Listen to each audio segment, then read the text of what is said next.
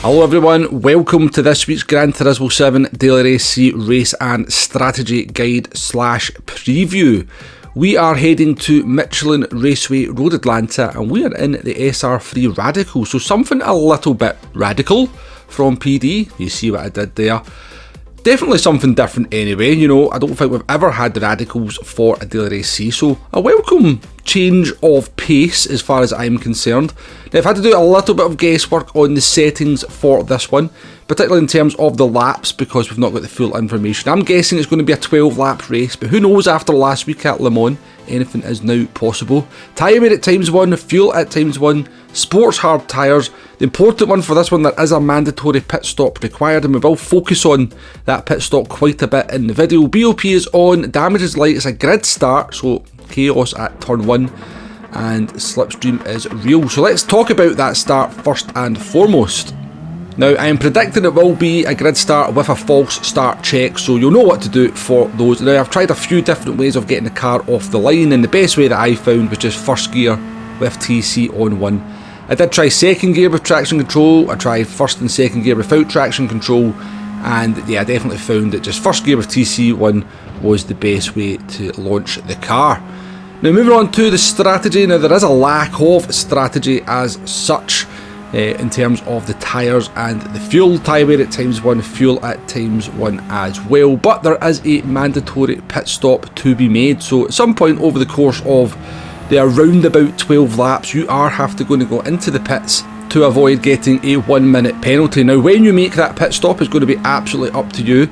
Now the idea, I would say, is to try and find some clean track. Try and put in some laps that you know you're capable of doing. Battling in these cars you will lose quite a lot of lap time. Now everybody's going to have the same idea, so some people are going to be pitting on lap 1, some people are going to be pitting on lap 11, some people are going to be pitting somewhere in the middle. I can't really give you an exact best strategy in terms of when to make that pit stop. You're just looking to try and find a little bit of a gap in the traffic, a little bit of gap on the track where you can start putting in the lap times that you know you're capable of, and see where you end up at the end of the race. But let's talk about the pit loss and let's talk about the pit lane in particular. Now the pit lane at Road Atlanta is one of the most dangerous in the game. So coming into the pits you've got a dotted line and then you've got a solid line. You can cross the dotted line, you cannot cross the solid line. Now you do drive the car all the way into this pit lane. You're still in control of the car here and you have to turn this corner as well. So do practice the pit lane, folks. It is a very, very tricky pit lane, and do also be prepared to make your selections. Now you do not want to change the tyres here and you do not want to refuel. You can see we've done 11 laps on these tyres already. You can see there's no red whatsoever, so there is no benefit to changing the tyres. I didn't even test how long it took. It's going to be about 4 or 5 seconds, so do not change the tyres, do not refuel. You do not need to change the tyres. It is just make a pit stop. It is no requirement to actually change those tyres. So exiting the pits, be careful of the line as well, be careful of traffic to your left hand side. It can be a very tricky pit exit with cars all around. These races will be pretty close, I would imagine, so there's likely to be cars around you as you're exiting the pits, and your pit loss is going to be about 20 seconds, so bear that in mind when you're looking at the gaps of the cars around you on the track map. Although without the relative from the World Tour that tells us the gaps to all the cars, then it's very hard to make that judgment. Hint hint, wink wink, polyphony digital. So that's the pit stop covered. Probably the most important part of the race in this one, just because of how tricky it is. Do not make the mistake that I'm going to make here. Now I did mean to get myself a 3-second penalty, but if you come into this pit lane a little bit too hot or get it wrong, spin on the entrance here. Two things are going to happen. One, there is the possibility, as Tidgney showed us in a video, that you bring out the yellow flags for the cars on the track and they pick up the possibility of picking up a 3-second penalty, and you'll also get reset to the track as well. Very embarrassing. Do not be that driver who gets reset and causes people penalties.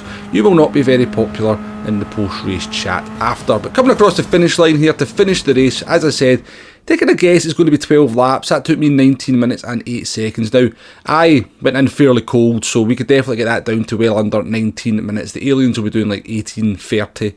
So I reckon it will be about 12 laps, possibly 13.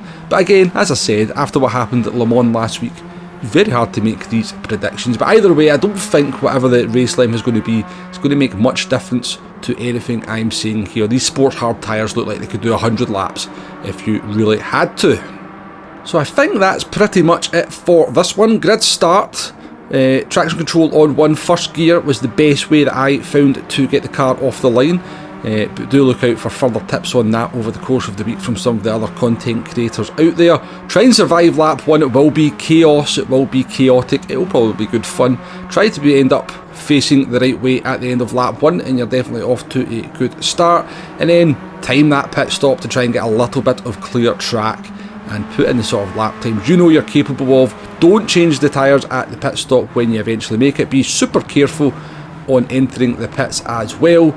Caution as you exit, and that should be the recipe to a fairly successful race. Now, when this race was announced, it seemed to get a fairly frosty reception from any of the stream chats I were in, any of the kind of Twitter comments. You know, people were like, oh, what a terrible daily race. See, the usual doom and gloomers, you know, they make a judgment on something before they've even tried it. Now, having done the race, driven the car, I'm going to go out on a limb and say this is going to be a hit. I think this is going to be a sleeper hit. It's going to be a very popular daily race to see because the car is a lot of fun to drive.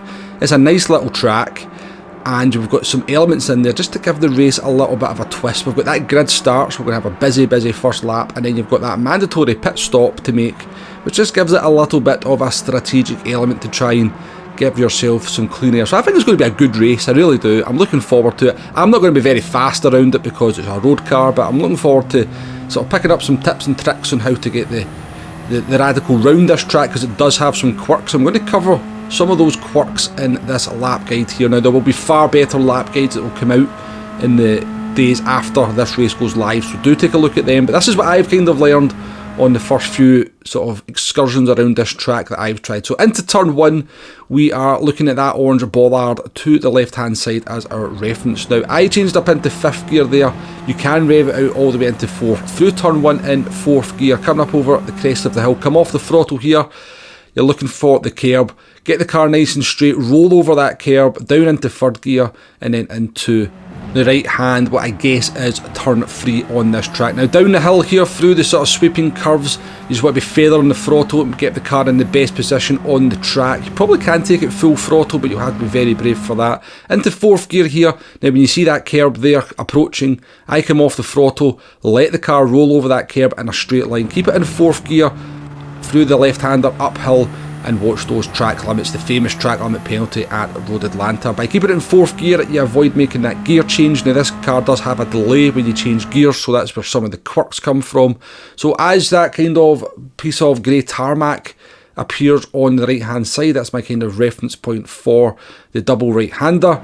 Down into 3rd gear here, and then I'm going to put it into 2nd gear to get a little bit of rotation on this corner here, then back into 3rd gear before I get onto the throttle. Now, this is where one of the quirks of this car come in, because once you rev out 3rd gear, the best thing to do at this point is to make a double shift up into 5th. Now, I did try various things over the laps that I did, and did find that doing that double shift up into 5th gear was the best way to do it. Now, this does annoy quite a lot of folk, and I kind of get it. It's a little bit of a strange thing to do. It could just be fixed by putting a racing transmission in the car PD, and that way the gear changes wouldn't have a delay.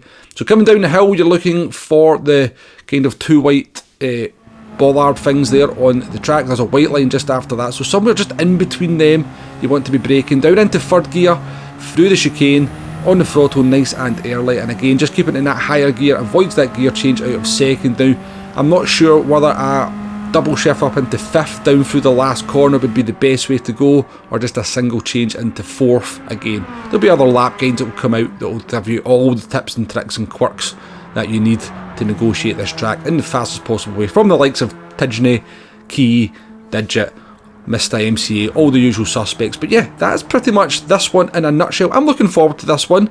I know it's had a frosty reception, but I do think it will actually go down quite well in the end. I think people will enjoy this race. I actually think it's probably a better car to drive around here than the Mazda road cars that we had, and that was a popular race, wasn't it? So do join me for a couple of live streams over the course of the week. Thank you very much for watching, and I'll catch you on the next one. Goodbye now.